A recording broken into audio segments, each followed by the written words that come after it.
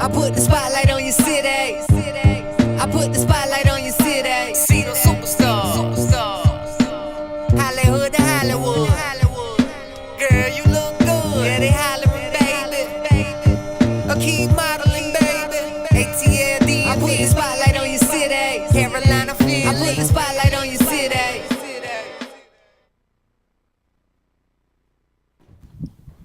Ladies and gentlemen, welcome to Spotlight Over the City. I am your host, Stan Long, a.k.a. Mr. Motivation, and my left hand to the right, my right hand to the left is the one and only Dana Dane. What's going on, Dana? Hey, what's up, everybody? Thanks for tuning in to another Thursday of Spotlight Over the City. I'm excited to be here. I'm super excited. Am I on top of you? Because it look like I'm... No, you good. If trust me, if you were too close, I would move you over. Back up. I'm trying to make sure. Move you over. We're good. Yeah, we're good. We have an exciting show for you guys today. We have the one and only director, Mitch Creedle. I noticed you guys heard of Boss 1. Then he bought you Boss 2. And guess who was in Boss 2? Was you in Boss 1? No, just Boss 2. Boss 2. Amazing movie. Great production. Had a great time at the function. The whole city came out. I don't know how he did that. He bought the whole city out. And R.I.P. Big Jeff as well. Yes, rest in peace. That was in the Jeff. movie. And we have an amazing show. Also, we have another guest. We have Mr. Ricky Martin in here, and she has her husband and / partner with her of DNA Designs. We are excited to have both of these guests today. Today is going to be an awesome show, but what's new? We have awesome guests every week. Every week we try to bring you guys don't get that twisted. Not try, we do. That's right, we do. That's right, Let me correct myself. We bring you guys some amazing guests, but we're going to open up the platform, and we're getting ready to have some big-time entertainers. We got a stage you guys haven't seen yet. We have a stage, so now we're going to open up the platform for the stage, so stay tuned. Actually, we have Tyrone Toomer and his group coming up the 29th of this month. An amazing R&B group. They are totally amazing. Can't wait for them. Next week, we have Tony Suggs coming on, a local boxer who was also amazing, has a book out coming out. We're going to talk about that next week. But stay tuned because we have some amazing shows, you guys. But before we go into anything else, I have to do a segment. Did you know? But wait, I got to change my uniform. Hold on. Your glasses, right. Y'all know he does this every week. You know I can't read with those. These just for show. So anyway, did you know there are tall skyscrapers, but Alexander Miles, a black man, invented the elevator so that you could get on top of that building. All of them would be flat, by the way. You teach me something every week. No, shout out to Tracy Schaefer. That's who teaches me every week. That's who does the homework. Okay. Thank you, Tracy. We appreciate you. Tracy, we appreciate the homework that you do. And she went even further, you guys, to bring us an extra edition of this because that one was pretty short. A lot of people already know who invented the elevator. I didn't know. Well, I didn't know either, so I just learned something. So I want to give a tribute to us because we do a lot and we don't get recognition. So because of Richard Spike, another black man who invented the gear shift in your automobile, that's why you can shift your car and blah, blah, blah. Joseph Gamble, also a black man, invented the supercharge. What is a supercharge? That's why when you buy your Range Rover, you can get it supercharged. Oh, okay. Gotcha. It's nothing but turbo, right? But it's a turbo situation, and he invented the turbo to the engine to make it woof. Gotcha. Right? So that's today's Did You Know right here on Spotlight of the City. So always broaden your horizon. Always read about yourself, read about your folks, read about the inventions, read about things that we have done so that you can be aware and teach your children because there's more to us than Frederick Douglass. All right? So on that note, you guys, we're going to go to the clip because we have a packed show. We can't talk too much today about... Wait, before we go, we have to mention, shout out to you with that amazing function. Oh, thank you. I had such a great time. I had a great time. When I said great time, we partied so hard. And the food was so amazing. Thank you. Who catered the food? I appreciate that. TJ Williams, we appreciate him so much. We did that. That's our second. We did it last year, and we wanted to do it again because a lot of our good associates work so hard. Most of us are entrepreneurs and CEOs, so we are working 24/7. So we just wanted to put something together, my two partners and I. Shout out to Carlos Wells and Lorraine. We just wanted to put something together where they would cater to. That's why we got a chef to meet at the model home. Everyone ate. As you can see, my people are very greedy. We're getting 3 and 4 plates, and I know Mitch was one of them. Look. Shout out to Mitch. He coming up there. He on deck. But listen, when I say the food was so, I didn't want to be embarrassing and just get a big crazy plate. So we did it for you guys, and we wanted to give you the entertainment. So we just wanted to make it a 2-part series, and that's what we've been doing for the past 2 years, and we're going to continue to do it every year.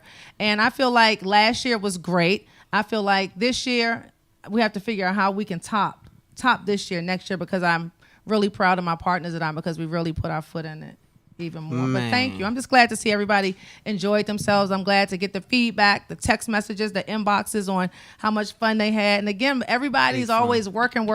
So you all deserved it. Everybody that I invited, you all work with me or have worked with me, and you deserved it. So thank you. Well, it was bomb. So thank you. Shout out to the band too. Who was it? Walker Red Reds. Band. And Never heard of them. And you before. have to give Never a shout out heard to of the band. Latasha Black.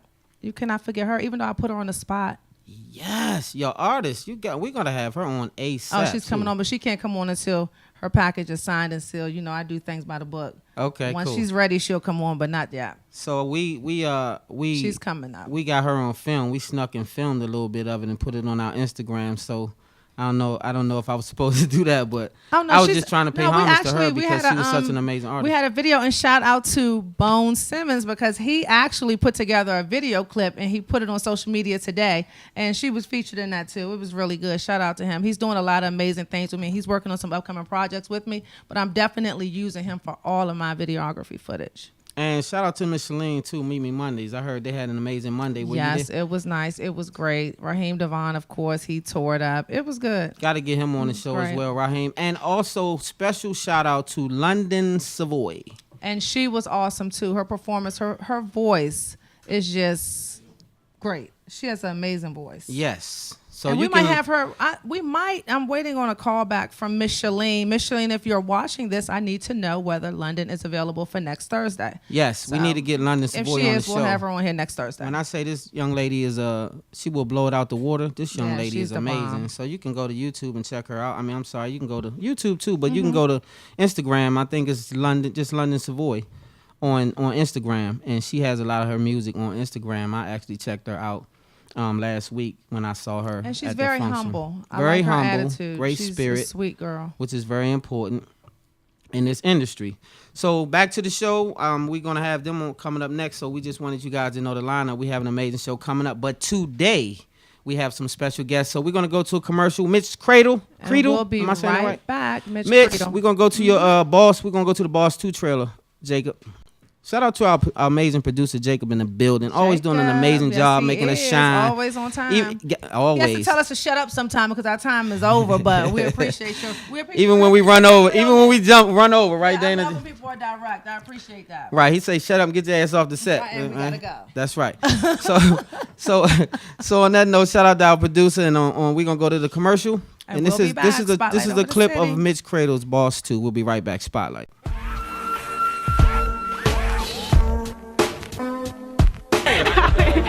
On the set of Boss 2, melting like a popsicle.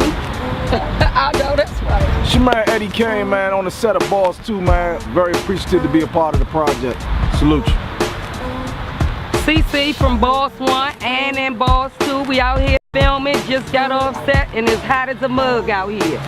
I'm Trina Boo, holding it down like whoa, aka Nikki. Shout out to my whole Boss family. I'm in Boss 1 and Boss 2. Peace out. Hey, I'm Love, one of Melvin Hoes, out here on the scene of Boss 2. Boss 1, we about to do this. What's up, man? It's your man Cuddy coming at you from Boss 2. Also was in Boss 1. Your man Merlyn getting these hoes straight. And it's Keita. I'm in Boss 2, loving it. First time. I'm here with the rest of my prostitutes, and we doing our thing in this hot ass heat. Shout out to my Boss 2 fam, it's Taisha, aka Desire. I know one more time if Melvin come after me, I'ma blow him up. Jack, I rip a bro from groin and throat, so I cope slow, the lyrics, I kick the beats and no joke. I'm kicking it hard, coming hard from the SE, Southeast. You know that's me, it's the SE, and I'm out. Hey, good people. Thank you for being with us on the set of Boss 2. Scene 21 is down in the books. Yes, Sweets is coming. Her men is coming. Hakeem and his men and whoever else out there have to watch out. I'm not playing any games. Enough is enough. All of y'all little girls, sit it down. I'm back. What's happening? We out here, Boss 2. Splashing it everywhere. Let's get it. What's happening?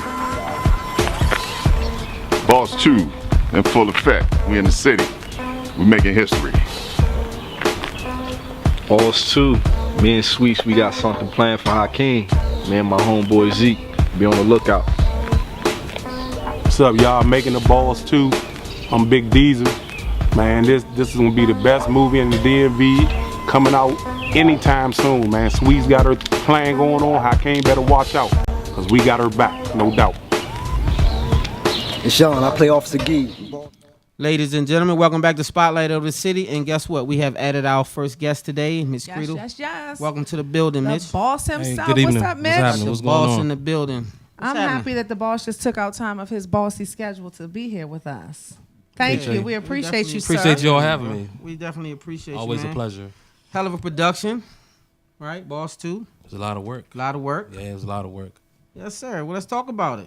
That's what we're here for. Let's start off by having Mitch tell the people, and I'm pretty sure most of the people who are viewing understand who Mitch Creedle is, but Mitch, I want you to tell everybody watching and listening who Mitch Creedle is. Oh, wow. I consider myself a community activist, mentor to youth first, before anything, because I've been doing that longer than I've been doing anything.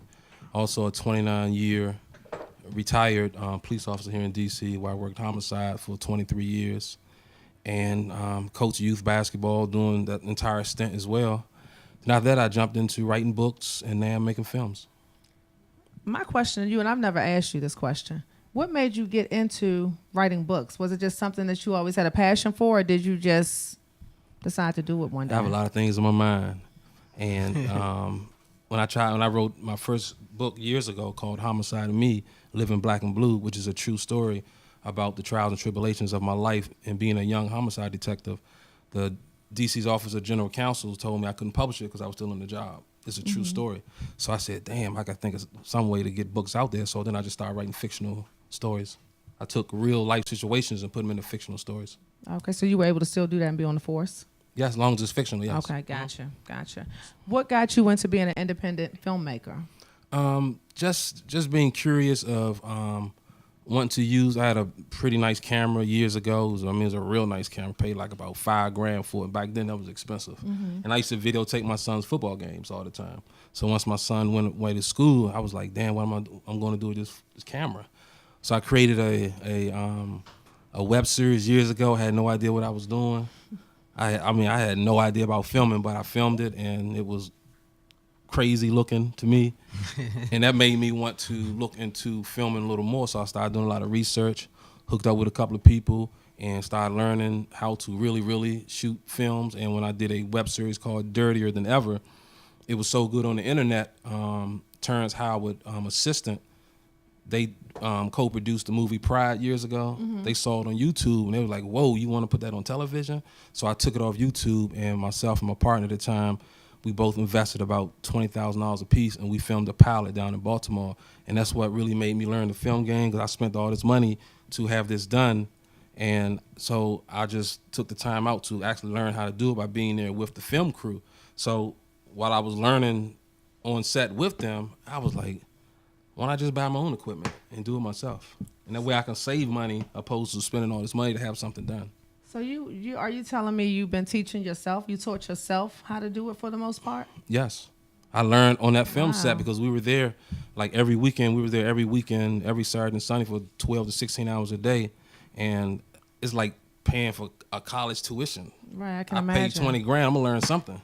Right, So exactly. I was there learning, asking questions from 6 in the morning to normally like about 12 at night. We're there, where I'm asking questions, learning the format, doing research, reaching out to people who's actually in the game. Matter of fact, one of the production companies was ran by Von Mason. He got that real popular song "Roll Bounce" in that movie with that skating movie. I know who he has a production company, and I learned a lot from him. So it was just a matter of me just learning the game from people, because I was just too old to go to college. I ain't had time for all that. I finished college years ago. I was done with that. Yeah. I know we jumped into the filming already, and I want you to get back to that. But before we go any further on the films, I'm curious about the homicide situation, because I know you were doing it in an era where this city was under siege, crazy, so to speak. And we were ranked as the first one. and second Murder in capital. homicide. No, we were number one. Murder capital. Yeah, for at least 4 years in a row. I We were remember number that in the 80s Exactly. and late 80s, early 90s. So how do you, as a homicide detective, how do you deal with having to come to a scene on a regular basis and view a body and then come home to a family or even to yourself? Or did you even feel anything? How does that make a person feel? Because that's not an average person's job or field to do that, because you deal with death. Yeah. Every day. After my first initiation into, they played a trick on me when I first got the homicide, because I was so young. And after that first experience, nothing else could bother me. They sent me to a house where they said, send cradle. So I go up into the house. Half the lady body is missing. What? And I'm sitting there like, whoa. So I go back outside, everybody's gone. So I'm like, what the hell am I supposed to do? So I'm calling people, they're not answering the phone. So I said, shit. So I go upstairs. The husband of the woman is still walking around talking to her. And I'm sitting there like, oh shit. Wait a minute, so I'm like 26 years old maybe. And I'm sitting there like, what the hell? This dude is talking to her and half her body is missing. So he did it? No, maggots and everything's all. What ended up happening was the dude had Alzheimer's. He didn't know what the hell was going on. She's been in that house for months, dead. And he never called anyone. The neighbors called because of the smell. What? So he was just living amongst them. Right, so they sent me up there because I've never seen that before. Mm-hmm. And once I saw that, nothing else bothered me. So they probably I'm sitting up there and then I called the medical examiner, the wagon, to come and get her. Someone told them to take their time getting there. So I'm in there for 3 hours with the body and the old dude, trying to keep him from going in the room, and me trying to keep them little maggots from crawling on me. So I'm sitting there in the smell, and I'm like, oh man, I know these dudes playing games with me. So when my partner came by, he laughing and said, you all right now? I said, man, why you So it didn't even faze them at all? No, because they've been doing it for years. Right. That's why I wondered, does it make you numb? So once I saw that, it don't matter what I saw after that, nothing else bothered me, because come on, a half a body?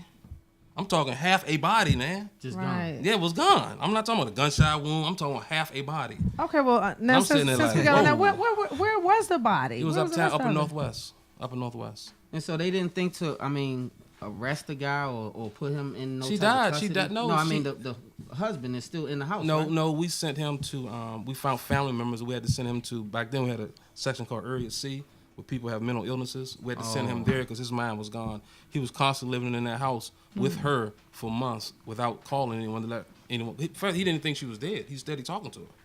So so he's not mentally all the way right. there. He wasn't there. Gotcha. So, but that was an experience for me. And after that, nothing else bothered me. I could look at a gunshot wound like it was a cut across the arm. Yeah, I wondered about that all the time, because I remember being in the hood and people that they would come with the wagon and they would just grab the body up and zip it up and tag it and it wasn't like a big deal. No, you get. How do you get there? You get there because number one, you want to separate your profession from your personal life.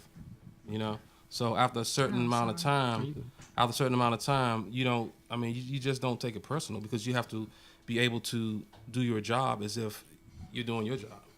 So you cannot take it personal. You can't get upset when you see. I don't see many of young men that I've known since they were babies. I've seen them murdered or not murdered. I've seen what happened to them after they were murdered. And I got to a certain point where I couldn't take any of that personal because I had a job to do. If I took it personal, then I wouldn't be able to do my job. Was it ever one person that you took home with you that you couldn't help it? Like it was just this one situation that, has it ever been one particular situation, like an infant or some?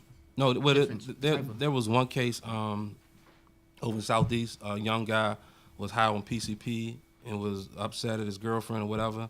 He went inside the apartment and sprayed everyone that was there. He ended up killing the baby, the mother, and one of the girlfriends. But what he did with the baby was he stuck the gun in the baby's mouth, and it blew out the back of the baby's head. I mean, you talking about a 6-month-old baby didn't even know it was the baby part. The baby didn't even know it was even living and didn't even have a chance to live. And this fool took that baby's life. So when the SOD SWAT guys got there, he tried to pull out and shoot them, and they just sprayed them. Wow. And it was just sad because you're looking at a little infant. Yeah, I can and imagine. then we have to and then once we deal with the scene, we have to deal with all this over at the morgue. So we get to see it again. And then we watch the doctors as they examine the body. When they examine the body, that's when they cut everything up, pull everything out, and do all that kind of stuff. Well, I guess you're ready and happy that you're retired now. Or are you? I really wasn't ready to retire, but I was pushed out in a way I didn't want to really be pushed out, because I was going through stupid investigations about my filming, and which wasn't necessary. Some woman I don't know who it is, for the past 3 years or whatever, she's just constantly calling, complaining. She called everybody. And then every time I turned around, there was always some type of internal investigation going on about me and my filming, but I had the proper paperwork in. And so during my last year, I was like, look, let me put my paperwork in so I can retire, just in case somebody actually listened to this woman one day, and I'm gonna mess up my pension. So I left when I Mitch, really I wasn't never ready knew to. that. I just thought it was stuff. time for you to retire. Wow. No, I wanted to leave just to secure my pension because I don't think management really liked what was going on. They never admitted it, but I just think they really didn't like the fact that I was doing my own independent filming, and I didn't use them. I didn't ask them for help. I just did things my way, but I was doing everything by the book. Right. But it just caused a lot of tension. Well, you know how people are. Yeah, I know. So even though you got out of it and you have your reasons now that we know what your reason was. I'm good. I'm good. What inspired you to do Boss 1 and Boss 2? Boss 1 and Boss 2 just came from a relationship I had with a young lady that I met as a homicide detective back in 1991. I was young. She was a real street smart young lady by the name of Maddie, and she was like real street smart, and I was like green to a lot of things that was going on in certain environments. And you know, cause I was always an athlete. I wasn't no street dude. I ain't hang out on no street. What kind of athlete were you, Mitch? Sure, I played football. You believe me alone. You didn't play no football.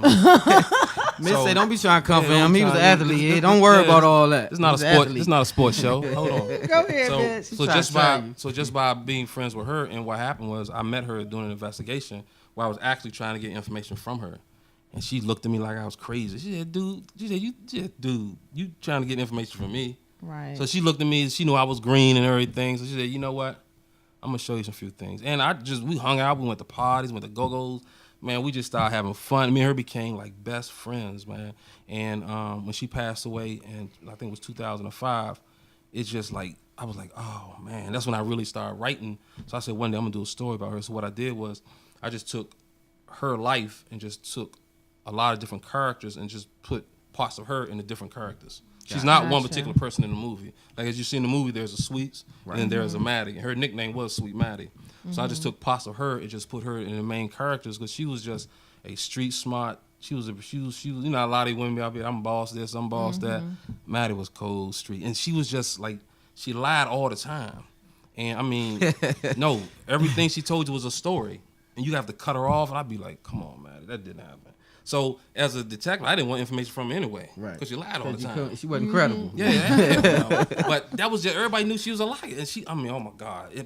Her lies was so cute, and she told the most amazing stories. Cute. So much so that you wrote a movie about it, right? Her stories were so amazing, and she didn't even realize she was telling stories. I used to just sit and listen to her. I'm like, this woman should write a book. And she was just creative, and I'm like, oh, Maddie, bring that story and bring that part back. But she just go to left field with it, but everything she say is so believable because she's convinced what she's telling you was the truth. Wow. She was just hilarious. She was just so sweet, but you know, she died of an illness, and it was sad. It was sad when she lost. A lot of people in the city knew her from Go-Go's. Yeah. Her name is all over everybody's CDs or whatever, you know, videotapes or whatever. And she was just a street smart girl, and I respected her because I was a homicide detective, and because she was a lady on the streets, she didn't allow my profession to interfere with our friendship. Right. She didn't look at me any different. She treated me like I was family.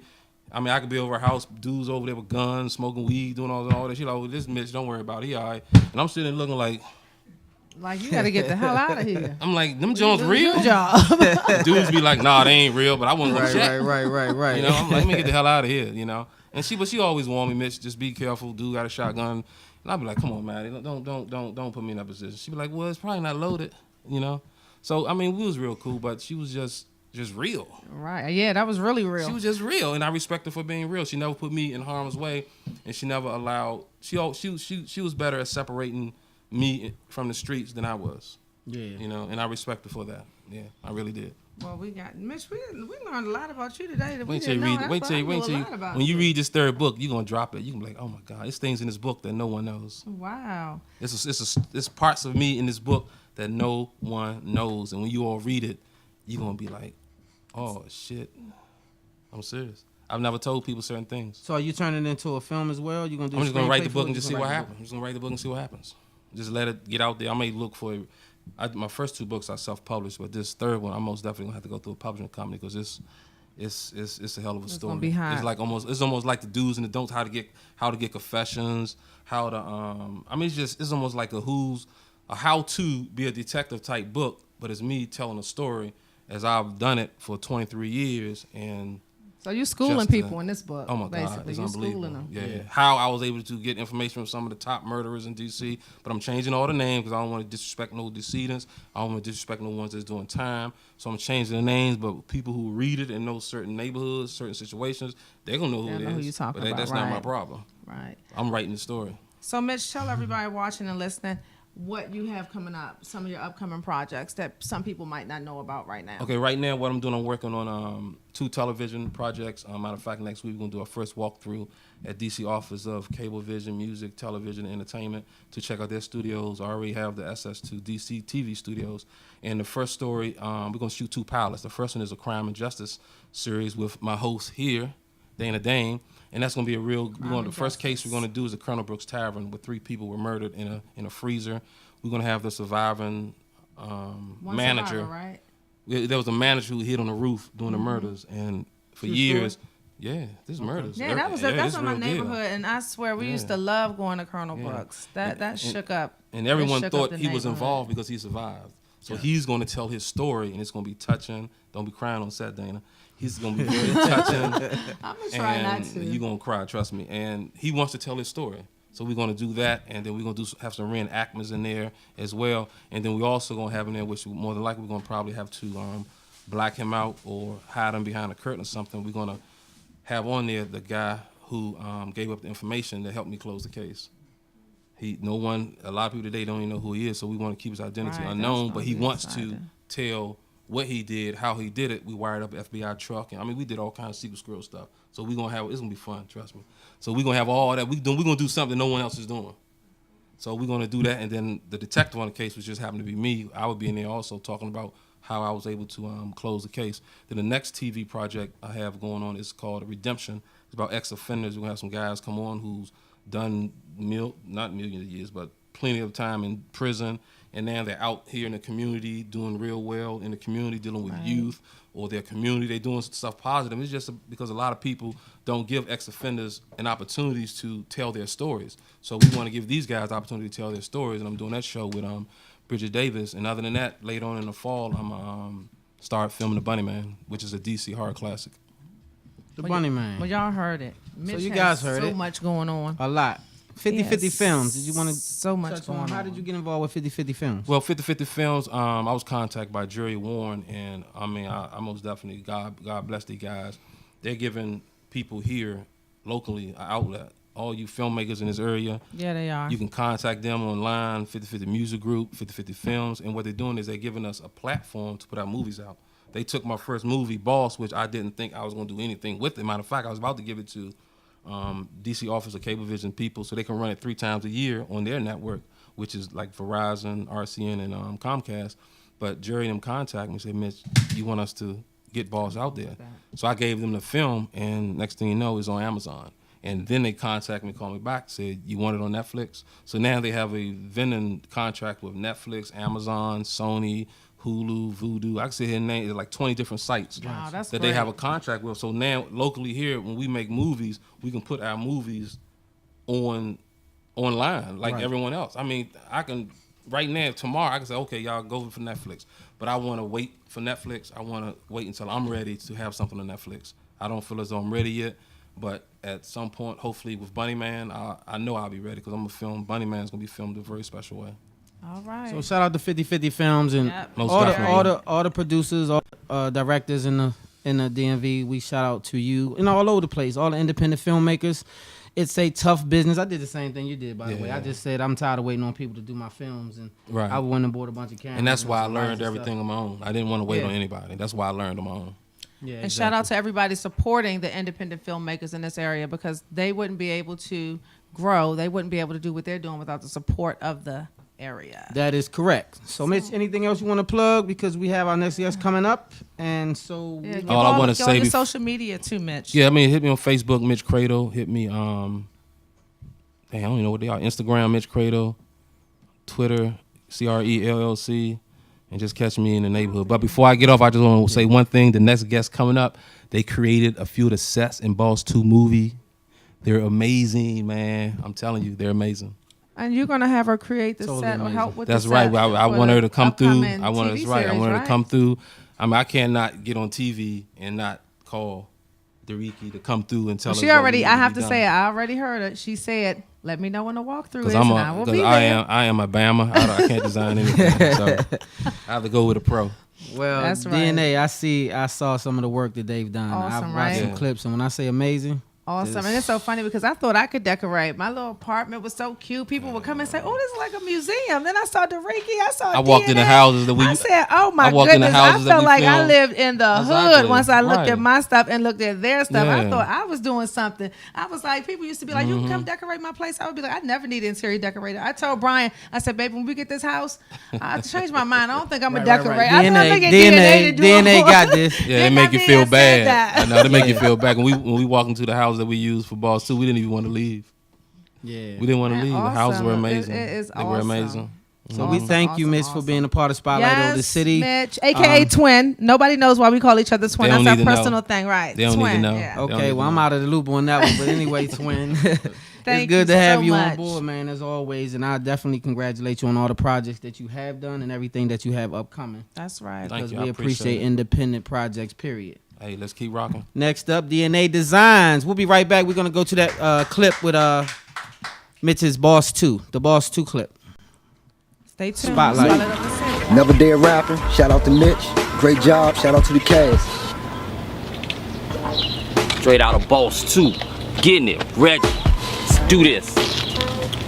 Man, hip hopper, hip it to the hip it hopper. You don't stop it, rocking to the bang bang boogie. Up jumps the boogie to the rhythm of the boogie to beat. And now what you see is not a test. I'm a rapper Tank. to the beat. Boss, we had to cut him off there.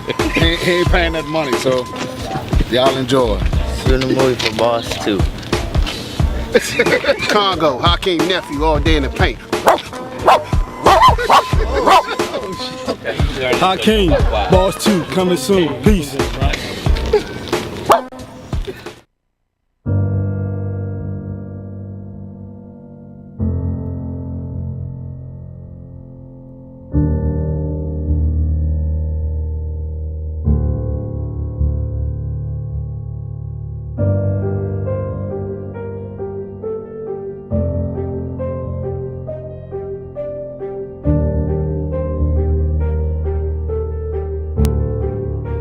You have to make sure Sweets don't find out about this. Look, Sweet's too busy counting that bread y'all making them figure out what we got going on. As long as you keep her money straight, we gonna be fine.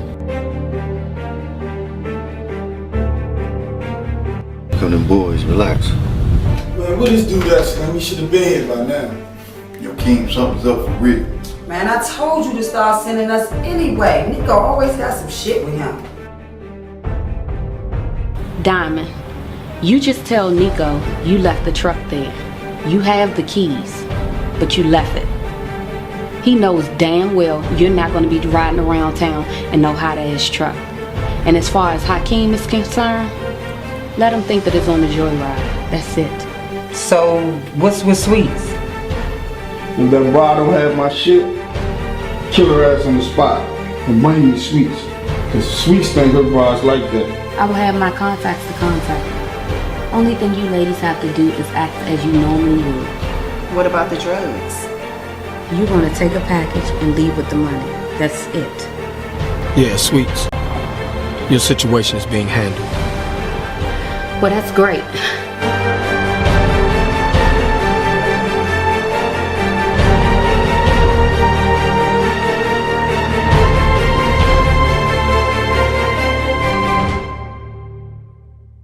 So what you need?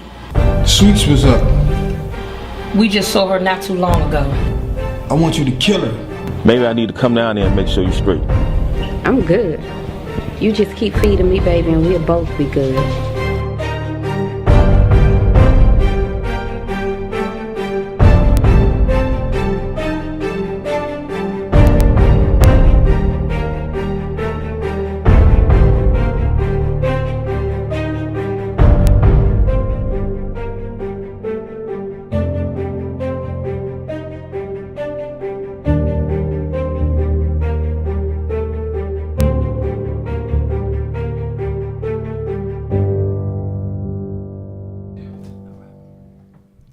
Ladies and gentlemen, welcome back to Spotlight of the City, and we have another plus one. Yes, we do. We have Dariki Martin in the building of DNA Designs. I can't even say just of DNA Designs, of so much. We have so much to cover right now with this lady on the set. It's amazing. Dariki, we want to thank you for giving us your time and being here. Thank you. Definitely thank you. And shout out to hubby, too. We Yeah. can't keep leaving you out, hubby. We got to at least give him a shout out. We have to give a shout out to the A. And we wanted the A to come up here, right? The A in the DNA. But he said, you know what? No, the D can handle it. So he wants her to handle it. So we're going to have Dariki up here with us doing the next few minutes of the show. So again, thanks for being here. We appreciate you giving us your time. And I want to start off by you just introducing yourself. Hello, everyone. I am Dr. Dariki Martin Hagler of DNA Designs, Mrs. Merlyn 2017. Oh, now that's huge. Wait, we can't just skip over that like that didn't happen. Wait a minute. Back up. Miss who? Mrs. Merlyn 2017. Did y'all hear who we had on the set? Y'all just thought they design homes and stuff like that, and they just stage and all that. Nope. Yeah, she just said a little bit of stuff. Like, I guess she can't say everything. Yeah, the show would be over if she says everything right now. But okay, Dariki, tell everybody watching, what does DNA stand for? So DNA stands for, I guess, Dariki and Al. But more importantly, we transform houses, transform spaces, but we try to transform lives in the midst of it.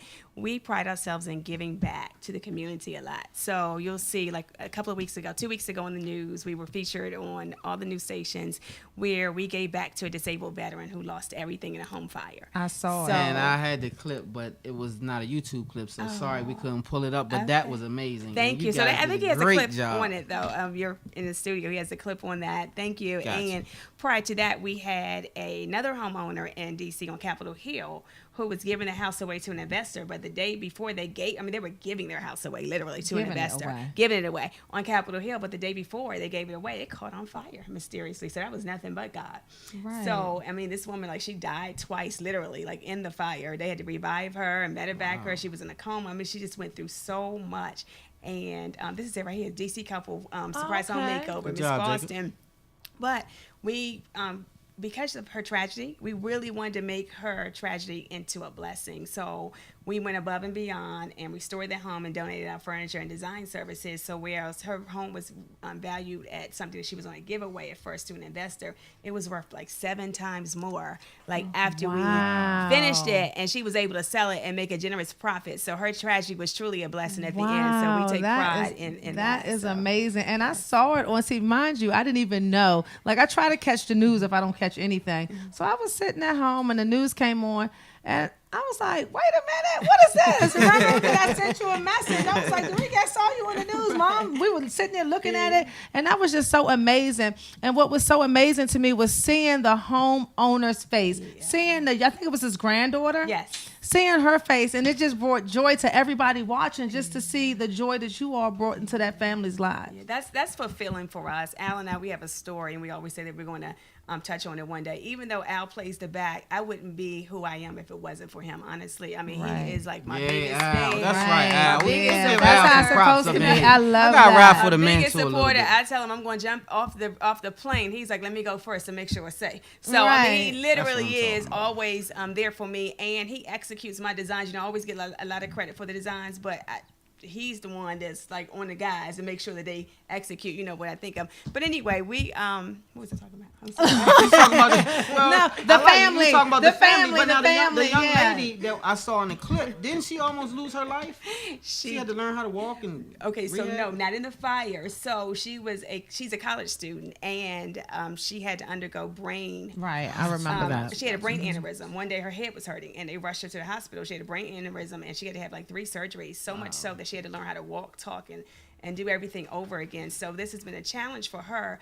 So again, we wanted to go above and beyond because of their hardships and everything that they've gone through. I mean, Vietnam vets, they don't get like a lot of publicity, or they don't get a lot of help. So because of his experience and being disabled too, and because of what the granddaughter went through, we definitely wanted to give that extreme home makeover experience. And you know, that's our mission. That's, you know, we have sponsors now. We have Home Depot to other sponsors on board. So we That's just can't great. wait. We have a couple of more that's in the right works that we're there. working on That too. is great. Oh yeah. So you guys put some did of this it here? up. Thank you. We did. Trying to put some stuff up for us. We Yes, appreciate yes. that. So I'm in the real estate as well, so you guys can come and stage some of my investment property to help Absolutely. us We sell. would love to come and stage We used to think that you didn't have to stage the property or to sell, and then we learned that no, staging will get it sold a lot faster. It will. You know, my background is prior to real estate sales, I did real estate appraisals. So I Okay. know like the things that will add increased value in the homes. So it makes it easier for us with remodeling. And then after that, real estate sales. You know, I sold over $100 million 2003 to 2007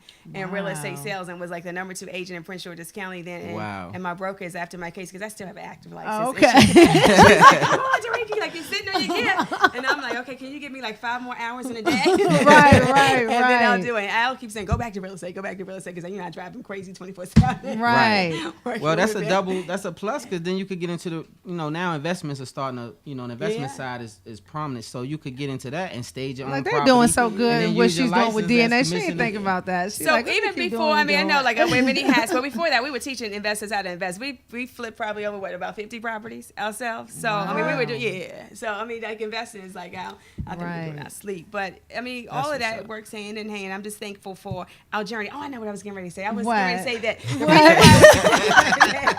That's right. You on spotlight. Get it over in. 45 mind, y'all. Get it in. Okay, you got write stuff down when you get over 45. That's When you right, almost that's turn right. 50, you And then forget what you wrote down. Right. If it's not on the calendar, it doesn't happen. That's it. But anyway, so I was getting ready to say that Al and I have a story, and that's what I was saying. And we lost pretty much. When I say everything, like everything that we had was investments, real estate. You know, when the market took a hit, like we pretty much lost 07, everything. 08? Yeah, we pretty much lost everything. You know, our house, when we bought it, it was up there, and then it went down there. Right, it went all the way down there. And it dropped probably like 50% in value. But in addition to that, I mean, we had like cars, jewelry, whatever. So we lost it. Right. And so here was this woman that was making like all this money. This man, like we were making all this money from sales and investments to practically like having to put a baseball cap on and then he got diagnosed with cancer on top of that. So we had like a Job experience if you all are biblical. So here is this girl, pride. As much pride as I had because, I was when I was selling real estate and to have to put on a baseball cap to go down to social services to apply for food stamps so we can eat and so we can keep our lights on. So because of that experience definitely humbled me. Right. And in addition to that, people, people always are so quick to tell you stuff about, oh, I heard this. I'm like, okay, let me tell you first. Like, let me hear it from my mouth. Let me tell you first about, we went through some definite hardships, and it was people that didn't judge us and that paid it for us. So that's why we're so passionate about reaching back and helping others. So if you hear anything else about us, look, hear from my mouth that we're passionate about helping others and paying it forward because we were down to like nothing. Like, I mean, there was times that we would come home and we were in the dark, not because we wanted to be intimate, but because the electric, wasn't going on. And before, I would be ashamed to tell that story because, people perceive you and they judge you and they think of this and think of that. But I'm not ashamed anymore because, it's life. Al would tell me all the time because I would get so sad. He said, don't worry about it. Life is like this. He's like, sometimes you up, sometimes you down. He said, don't worry, we're going to get back up. Hustle never changes, only the product. You have a good man. You have a good man. It's nothing like having a man on your side that has your back and y'all going to grind together. If you fall, y'all going to get back up together. Y'all going to hold each other up. That is a blessing. So since we're talking about Al, is it hard to work with your husband, be a partner with your husband, be around your husband and wife all the damn time? Does that get on your damn nerves? And this is XM Radio, so I can say damn. I know I curse behind the scenes, but I had to say damn because y'all are working together. Y'all are partners. Yes. Does that drive you crazy at times? Oh, it does. Like, I'm gonna keep it 100. Yes, it does. Like, I get on Al's nerves and he gets on my nerves too. Both of us, and we both have strong personalities.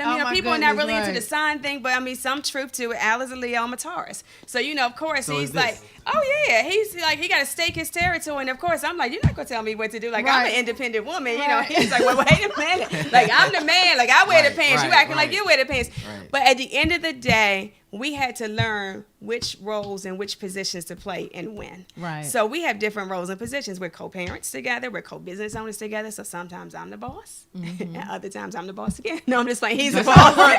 I already know. And he's like, she's not joking. That's how it works. So, but no. On construction jobs, he is the boss. Right. On design jobs, I'm the boss. So we had to learn like which positions to play which. And when we get home, we're no longer boss or employee. Yeah. We're husband and wife. So it's right. just knowing what position to play when. But beyond that, Al and our friends. So Right. we tell See, anybody. that's the good thing. Yeah, Yep, we that's tell the anybody good we can thing. go into Allen and be by ourselves and we good. Like we Yep. don't need anybody else to hang That's out the with good us. We don't have to thing. call anybody. Him and our friends. So we laugh, we joke, we talk, but we do get on each other's nerves. Right. That's the good thing That's about a it. beautiful thing. And seeing a couple that's been really together is. so long, I mean, everybody knows in relationship, nothing's going to be perfect. But when you are in it to win it, and just to know that you have somebody that's been there with you from the bottom to the top, I just love to see it. It's so many people that look at couples, and I'm going to keep it real. I love seeing, and maybe because I'm happy in a relationship too, but Right. I'm just happy for people. And so many people try to tear down people. Like I hear Yeah. single people, oh, well, she's praising her boyfriend, this, that, and the third. Like, that's hatred. Yeah. It feels so good. And Yeah. if they had it, they would be so happy to Exactly. know you had somebody that had your back. And you don't have to hide. Like, why hide? Like, people get upset sometimes when you post pictures. Why would you hide your boyfriend or girlfriend? Why would you Exactly. hide your husband or wife? Exactly. I'm proud of who I'm with. He's proud of me. Absolutely. So why would we have to hide it? If I Yeah. can post pictures of me and my girls hanging out, why can't I post pictures Exactly. of me and my man hanging out and vice versa? So I love what you all have. I Thank just love you. happy relationships, period. And we all know nothing is perfect. Nope, nothing is Nothing perfect. And is some people perfect. will say, well, I don't post my significant other because I'm private. But you post other stuff. Right. You know, so that's questionable. And that's just Yeah, exactly what I just said. that's Like, questionable why would for you- me. Yeah, Yeah. me too. Yeah. And we won't get it because we don't understand why Right. you would hide it. Right. If you're happy, why would you hide it? Right. Al and I have been through. I mean, we've been together for over 25 years. So Right. I mean, and you know how some people will post stuff and be like, and some people will say, "Oh, that's not real." No. What you see is with us is real. We are so Right. pro marriage. We have removed like divorce off the table. So we Right. know, okay, you know what? Even though we may argue, we may fuss or whatever. Okay, he ain't going nowhere. I ain't going nowhere. So what we gonna do? Right. We're gonna work What's it the out. key? Give me Yep. that one key. I love that. What would you say the key is to a 25-year marriage? Well, we continue to date. We continue to have fun. And good. more importantly, I would say we are friends. So even when all else fails, like, you know how you miss your friend, like, because you haven't been with your friend or whatever, like, I mean, and then we got to work together. So even if we're not talking, like earlier. Right. When you got on Al's nerves, like when you work Al's asked when me- she worked your last nerve. Al asked me earlier, and see, On the way here. and then it's about communication. Al asked me earlier, what radio station we going to? I said the one we always go to. So Al goes to Radio 1 up on top of Georgia Avenue. Al, we've only been to Radio 1 one time. We always come here. But we've been. So We I'm need like, specifics. so you know what? So you know we quiet as he rushing down Georgia Avenue from the top. But I said, you know what? I said to myself, I'm not even gonna say nothing because we're gonna get into an argument. I said I'm gonna be quiet. He was already frustrated because he was, you know, you can hear. But I said, you know what? I said I have to learn that I gotta be more specific. Yes. I have to say not the one we always go to. Al, the one on Georgia Avenue, across from Across Howard street from Howard, University. yeah. We You know, want I gotta- specifics. We deal with details. That's like y'all go to the mall and y'all 2 hours on one rack. We go grab the shirt and we out the door. We don't want to do all of that. We want you to land the plane. Tell me. Just say this. Oh my Yeah, we goodness, need y'all specifics. are crazy. Okay, we have 5 minutes to go. We can sit here with Dariki for another hour. Yeah, So I good want you energy. to tell everybody watching, how did you even get involved in Mrs. Merlyn and when Mrs. Merlyn 2017? Okay, so you know, I really wasn't supposed to be How like did that in happen? the contest or whatever, in the pageant. So I wasn't supposed to be there. I was contacted by a good friend of mine who had referred our company to be a judge because, you know, she was like, okay, this is a progressive company. They do a lot of stuff. They like nice things, and I think they'll be a good judge. So, you know, the pageant director called me and said, like 8 days before the pageant, hey, you was referred. You know, would you like to be a judge? And I'm like, maybe, you know, that sounds interesting. I've never been in pageants, barely watched pageants, never modeled, like, you know. Right. So I'm too short, like, as I've always been told. So anyway, I'm under 5 feet. So, so when she said it, she said, what about the judge? I said, okay, I'll think about it. And then after talking to me for like 5 minutes, she said, tell me about your business. I was really busy that day. So, you know, I gave her like a quick, like 1 minute spiel about our business. She said, you know, I really think that you'll be great as a contestant. I'm looking on the phone like, okay, you know what? She's a great salesperson. I was like, okay, no, thank you. And she was like, well, we really would like for you to, just consider it. So I said, you know what, let me think about being a judge and I'll get back with you.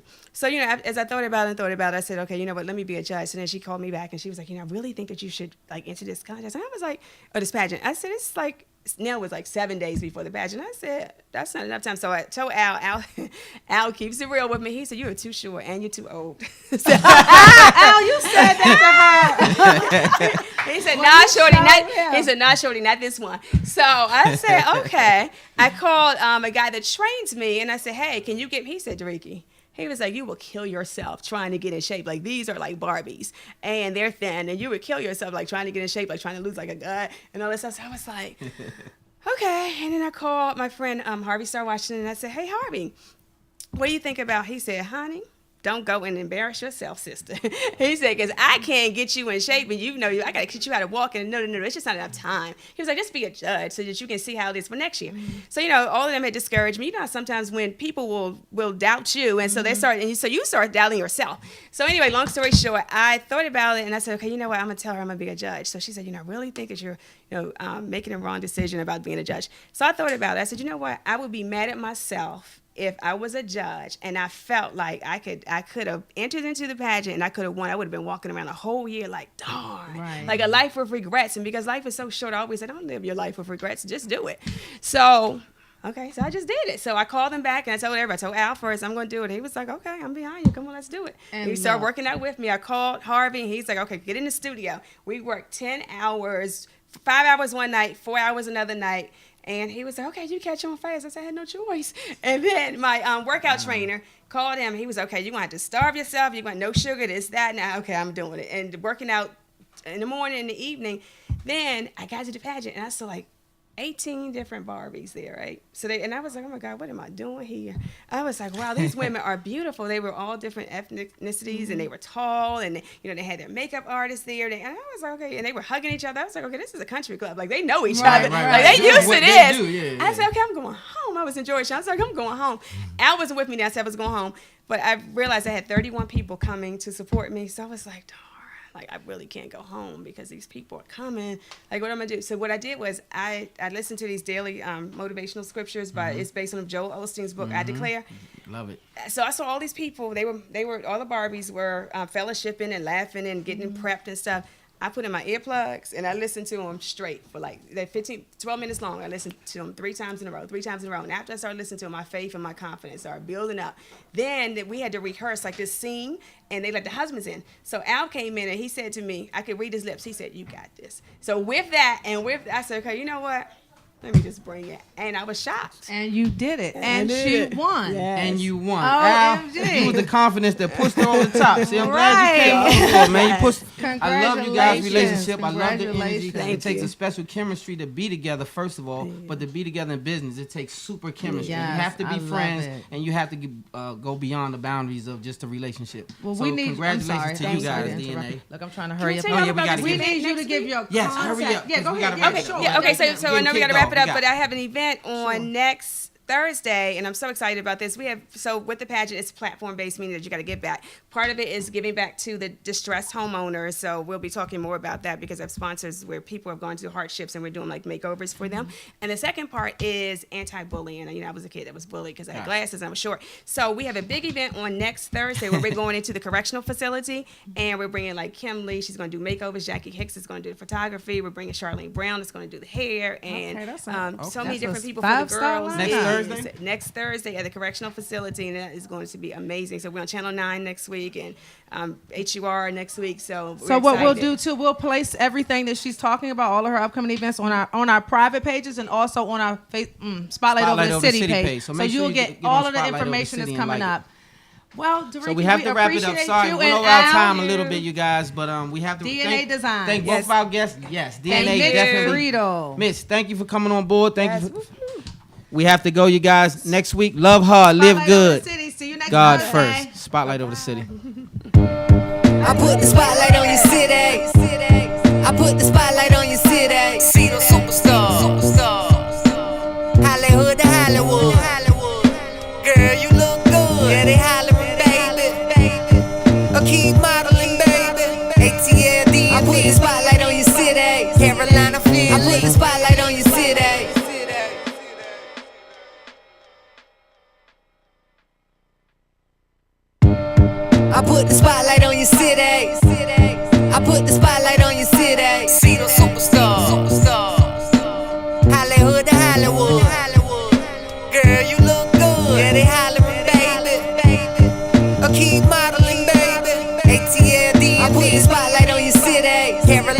family. I put the spotlight on your city.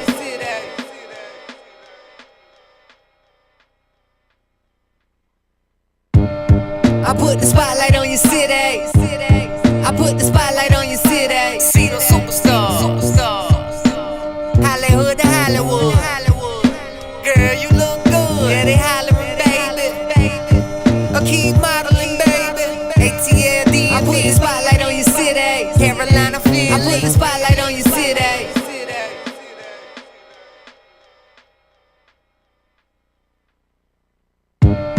I put the spotlight on your city. I put the spotlight on your city. See the superstar.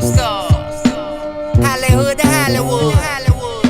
Girl, you look good. Yeah, they hollering, baby. I keep modeling, baby. ATLD. I put the spotlight on your city. Carolina, Philly. I put the spotlight on your city.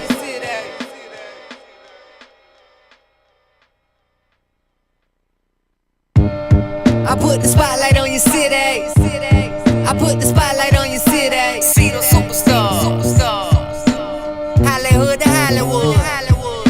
Girl, you look good. Yeah, they hollering, baby. I keep modeling, baby. ATLD. I put the spotlight on your city. Carolina, Philly. I put the spotlight on your city.